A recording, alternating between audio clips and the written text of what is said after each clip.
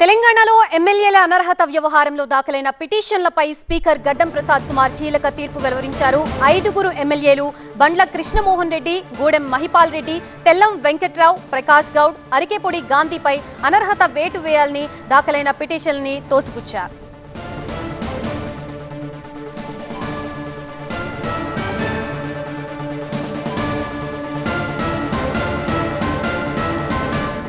ఇదే అంశానికి సంబంధించి మనకి పూర్తి అప్డేట్స్ ఇవ్వడానికి మా స్పెషల్ కరెస్పాండెంట్ అశోక్ సిద్ధంగా ఉన్నారు. అశోక్, ఈ 5గురు ఎమ్మెల్యేలపై అనర్హత పిటిషన్ ని స్పీకర్ తిరస్కరించారు. మరి మిగిలిన 5గురు విషయంలో స్పీకర్ ఎప్పుడు నిర్ణయం తీసుకునే అవకాశం ఉంది?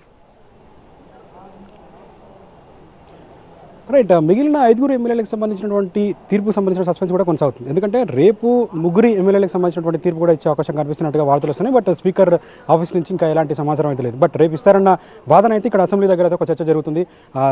పోచారం శ్రీనివాసరెడ్డి కావచ్చు, అలాగే కాలయాదయ్య, సంజయ్, ఈ 3కి సంబంధించినటువంటి డీటెయిల్స్, వాళ్ళకి సంబంధించిన తీర్పు కూడా రేపు వచ్చే అవకాశం కనిపిస్తుంది. ఇన్ఫాక్ట్ సేమ్ ఇదే ప్రొసీడింగ్స్ ఉండే అవకాశం కనిపిస్తుంది, సేమ్ ఇదే జడ్జిమెంట్ ఉండే అవకాశాలు అయితే మనకు మెండుగా కనిపిస్తున్నాయి. బట్ మిగతా ఇద్దరు దానిపైనే మొదటి నుంచి కూడా సస్పెన్స్ కొనసాగుతుంది. దానం నాగేందర్ కావచ్చు, అలాగే కడియం శ్రీహరి కావచ్చు. వీళ్ళిద్దరికి సంబంధించినటువంటి తీర్పు అనేది మాత్రం ఇంకా చాలా టైం పట్టే అవకాశం కనిపిస్తుంది. బికాస్ వాళ్ళకి సంబంధించిన దానిపైన ప్రొసీడింగ్స్ ఇంకా కొనసాగలేదు. ఈ 8 మంది ఎమ్మెల్యేలకు సంబంధించిన దానిపైన ప్రతిసారి విచారణకు పిలవడం, దాదాపు గంటల తరబడి కూడా అటు ఇరుపక్షాల వాదనలు వెళ్ళినటువంటి స్పీకర్ రిజర్వ్ చేయడం జరిగింది. అందులో భాగంగా ఈరోజు 5గురిది రిజల్ట్ రిలీజ్ చేయడం జరిగింది. అలాగే రేపు కూడా రిలీజ్ చేసే అవకాశం కనిపిస్తుంది. బట్ అధికారికంగా ప్రకటించాలి. బట్ రేపు కూడా ఆ 3కి సంబంధించినటువంటి ఎమ్మెల్యేల విచారణ కూడా సంబంధించినటువంటి తీర్పు కూడా వెలువడిస్తారు. అయితే ఈ ఇద్దరికి సంబంధించిన దానిపైన మాత్రం ఇంకా ప్రొసీడింగ్సే కొనసాగలేదు. వాళ్ళు ఇంతవరకు అసెంబ్లీలో స్పీకర్ ముందు అటెండ్ కాలేదు. వాళ్ళకి సంబంధించినటువంటి వాదన కూడా వినిపించలేదు. కేవలం స్పీకర్ ఇచ్చినటువంటి నోటీసులు, ఏదైతే ఇచ్చినటువంటి ఆరోపణల మీద కొంత టైం కావాలి అన్న వాదన మాత్రం వినిపించారు. కానీ దానికి సంబంధించినటువంటి రిజల్ట్ని మాత్రం, దానికి సంబంధించినటువంటి వాళ్ళ దగ్గర ఉన్నటువంటి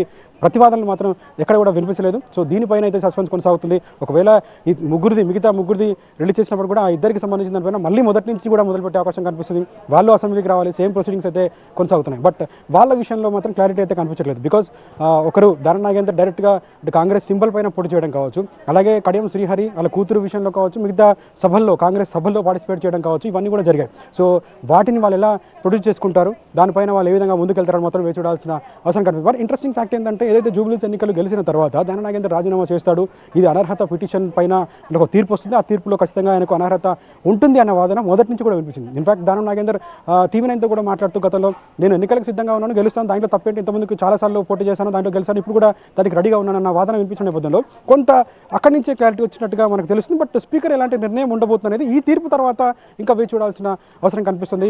దానం నాగేందర్ పోటీలో ఉంటాడు, కడియం శ్రీహరి కూడా పోటీలో ఉంటాడు అని చెప్పి కూడా అటు గాంధీ భవన్ నుంచి కొంత సమాచారం ఇచ్చినట్టుగా తెలుస్తుంది. అధికారికంగా బయటకు వచ్చి చెప్పినప్పటికీ కూడా ఇన్సైడ్గా మాట్లాడుతున్నటువంటి మాటల్లో వారిద్దరి అనర్హత పిటిషన్ పైన ఒక తీర్పు ఉంటుంది కాబట్టి ఖచ్చితంగా వాళ్ళు పోటీ చేసి గెలుస్తారు, వాళ్ళు కూడా సిద్ధంగా ఉన్నారన్న వాదన కూడా వినిపించింది. సో ఆ 5గురు ఎమ్మెల్యేలలో, మిగతా 5గురు ఎమ్మెల్యేలలో 3కి సంబంధించినటువంటి తీర్పు మాత్రం సేమ్ ఇదే రిజల్ట్ వచ్చే అవకాశం కనిపిస్తుంది. అది కూడా రేపు 3కి రిలీజ్ చేసేటట్టు కనిపిస్తుంది. మిగతా ఇద్దరికి సంబంధించిన దానిపైన మాత్రం మళ్ళీ మొదటి నుంచి కూడా ప్రొసీడింగ్స్ మొదలుపెట్టి మొదటి నుంచి కూడా వాళ్ళ విచారణ కొనసాగించి, అలాగే వాళ్ళకి సంబంధించినటువంటి అడ్వకేట్లు కూడా మాట్లాడి నిర్ణయం తీసుకునే అవకాశం కనిపిస్తుంది. లేకపోతే వాళ్ళే ముందుకు వచ్చి ఇన్ఫ్యాక్ట్ ఎలాగో అదే జరుగుతుందన్న ఒక నిర్ణయానికి వస్తే కనుక, పార్టీ కూడా సిద్ధంగానే ఉంది, ఎలక్షన్స్ కూడా పోతామని చెప్పిన నేపథ్యంలో వాళ్ళే ముందుకు వచ్చి రిజైన్ ఇచ్చి కూడా ముందుకు వెళ్ళే అవకాశం కూడా కనిపిస్తుంది. బట్ ఏం జరుగుతుందని మాత్రం ఒక సస్పెన్స్ అయితే కొనసాగుతుందని చెప్పొచ్చు. Right Ashok, as you said, CM ఆదేశిస్తే తాను ఎమ్మెల్యే పదవికి రాజీనామా చేస్తానని దానం నాగేందర్ అన్నారు. ఆయన మాటల్ని బట్టి చూస్తే దానం విషయంలో నిర్ణయం విభిన్నంగా ఉండొచ్చని అనుకోవచ్చా? ఖచ్చితంగా, బికాజ్ వాళ్ళు మొదటి నుంచి కూడా ఎక్కడ స్పీకర్ దగ్గరకు వచ్చి మాట్లాడిన పరిస్థితి మనకు కనిపించలేదు. స్పీకర్ దగ్గర తమ వాదనని కూడా వినిపించలేదు. కేవలం టైంని మాత్రమే అడిగారు. మిగతా అందరు ఎమ్మెల్యేలు ఏదైతే ఆరోపించబడ్డటువంటి ఆరోపణ చేసినటువంటి ఎమ్మెల్యేలకు సంబంధించి బలంగా తమ వాదనలు వినిపించారు. తమకు సంబంధించినటువంటి అడ్వకేట్స్ కూడా మాట్లాడడం జరిగింది. వాళ్ళ దగ్గర ఉన్నటువంటి ఆధారాలని పోలుస్తూ కూడా ఇక్కడ వీళ్ళు కూడా ఆన్సర్స్ ఇచ్చిన పరిస్థితి మనకు కనిపిస్తుంది. బట్ అక్కడి నుంచి మాత్రం ఎలాంటి రెస్పాన్స్ రాలేదు ఈ ఇద్దరు ఎమ్మెల్యేలకు సంబంధించి. కాబట్టి వాళ్ళు డైరెక్ట్గా ఎలక్షన్స్కి వెళ్తారా, లేకపోతే ఆల్రెడీ దీనికి సంబంధించి నిర్ణయం జరిగిపోయిందా, లేకపోతే ఈ నిర్ణయం తర్వాత మళ్ళీ ఇంకేదైనా వాళ్ళకి సంబంధించి కూడా అనుకూలంగా వస్తుందని వెయిట్ చూస్తారా, లేకపోతే దానిపైన కోర్టుకు వెళ్తారనేది మాత్రం వేచి చూడాల్సిన అవసరం కనిపిస్తుంది. వాళ్ళిద్దరి సస్పెన్స్ అయితే కొనసాగుతుంది. ఇన్ఫాక్ట్ ఈ 10 మెంబర్స్లో 8 మందికి సంబంధించినటువంటి పిటిషన్ కొట్టేశారన్న వాదన మొదటి నుంచి ఉంది. సో ఇప్పుడు తీర్పు వచ్చింది ఈ రోజు, కానీ అది మొదటి నుంచి కూడా కొనసాగుతుంది. ఖచ్చితంగా వాళ్ళు బీఆర్ఎస్ ఎమ్మెల్యేలే అని కూడా వాళ్ళు కూడా బలంగా వాదించిన నేపథ్యంలో అదే తీర్పు వస్తుంది కూడా భావించిన నేపథ్యం కనిపిస్తుంది. బట్ ఈ ఇద్దరు ఎమ్మెల్యేల విషయంలోనే క్లారిటీ లేదు. ఆ ఇద్దరు ఎమ్మెల్యేలకు సంబంధించిన డెసిషన్ తీసుకోవాలంటే, కోర్టు ఇచ్చినటువంటి టైంలోనే ఈ ఇద్దరికి సంబంధించినటువంటి ఎమ్మెల్యేలు తీసుకోవాలంటే మాత్రం ఖచ్చితంగా ఈ ఇద్దరు ఎమ్మెల్యేలు ఏ విధంగా ముందుకెళ్తారని మాత్రం వేచి చూడాల్సిన అవసరం కనిపిస్తుంది. అటు PCC ప్రెసిడెంట్ మాట్లాడడం కావచ్చు, అటు దానం నాగేందర్ డైరెక్ట్గా ఏదో ఒక ప్రోగ్రాంలో మాట్లాడుతూ కూడా టీవీ నైన్తో మాట్లాడుతూ కూడా ఎన్నికలకు సిద్ధంగా ఉన్న వాదన వినిపిస్తున్న నేపథ్యంలో మరి ఏ నిర్ణయం పైన వాళ్ళు దృష్టి పెడుతున్నారు? అటు స్పీకర్ నిర్ణయం కోసం వేచి చూస్తారా, లేకపోతే వాళ్ళే నిర్ణయం తీసుకొని ముందుకెళ్తారని మాత్రం వేచి చూడాల్సిన అవసరం కనిపిస్తుంది. ఒకవేళ ఎన్నికలు వస్తే సిద్ధంగా ఉన్న వాదన అయితే పిసిసి ప్రెసిడెంట్ కూడా వినిపించిన నేపథ్యం మనం చూస్తున్నాం. బట్ ఈ తీర్పు కాపీలో ఉన్నటువంటి డీటెయిల్స్ పరిశీలించిన తర్వాత, అంటే తీర్పు కాపీలో ఏదైతే ఇప్పుడు 5 మెంబర్స్కి సంబంధించినటువంటి తీర్పు రిలీజ్ చేసిన నేపథ్యంలో ఆ తీర్పు కాపీలో ఎలాంటి అంశాలు క్రోడీకరించారు, ఎలాంటి అంశాన్ని పరిగణలోకి తీసుకొని వాళ్ళు ముందుకెళ్లారు అనే అంశాన్ని తీసుకున్న తర్వాత వాళ్ళు కూడా ముందుకెళ్లే అవకాశం కనిపిస్తుంది. రేపు కూడా ఇంకా 3 సంబంధించినటువంటి ఎమ్మెల్యేలు కూడా తీర్పు ఉన్న నేపథ్యంలో వాళ్ళకి సంబంధించిన ఈ 8 మంది, మొత్తం పూర్తిగా 8 మందికి సంబంధించినటువంటి రిజల్ట్ చూసిన తర్వాత వాళ్ళు ముందుకెళ్తారన్న భావన అయితే ఇక్కడ మనకు కలుగుతుంది. దాని తర్వాత వాళ్ళు ముందుకెళ్ళి దాన్ని ఏ విధంగా తీసుకెళ్దాము, లేకుంటే ముందుగా నిర్ణయం తీసుకుందాన్ని మాత్రం వేచి చూడాల్సిన అవసరం కనిపిస్తుంది. మరికొద్ది క్షణాల్లోనే బీఆర్ఎస్కి సంబంధించినటువంటి ఎమ్మెల్యేలు కూడా ఇక్కడ మీడియా పాయింట్కి చేరుకుంటున్న సిచ్యువేషన్స్ అయితే మనం చూస్తున్నాం. వాళ్ళు మీడియా పాయింట్ దగ్గర వాళ్ళకి సంబంధించినటువంటి తీర్పు కాపీ ఇచ్చిన నేపథ్యంలో వాళ్ళు ఏం మాట్లాడుతున్న ఒక సస్పెన్స్ అయితే కొనసాగుతుంది.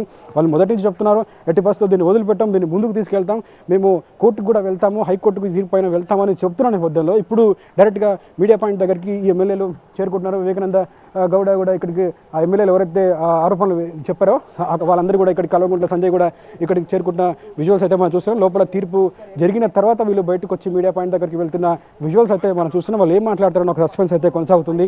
దీన్ని స్వాగతిస్తారా, లేకపోతే అటు ఆల్రెడీ మల్లురవి, కాంగ్రెస్కి సంబంధించినటువంటి మల్లురవి కూడా ఇందాక మాట్లాడుతూ కూడా మీరు స్వాగతిస్తున్నారు, వాళ్ళు బీఆర్ఎస్కి సంబంధించినటువంటి ఎమ్మెల్యే అని చెప్తున్న నేపథ్యంలో ఇప్పుడు బీఆర్ఎస్కి సంబంధించినటువంటి ఎమ్మెల్యేలు ఏం మాట్లాడుతారని ఒక సస్పెన్స్ అయితే మనకు కొనసాగుతుంది. వీళ్ళ దగ్గర బలమైన ఆధారాలు ఉన్నాయని కూడా ఎట్టి పరిస్థితుల్లో దీన్ని వదిలిపెట్టమని చెప్పి కేటీఆర్ కూడా మాట్లాడడం జరిగింది.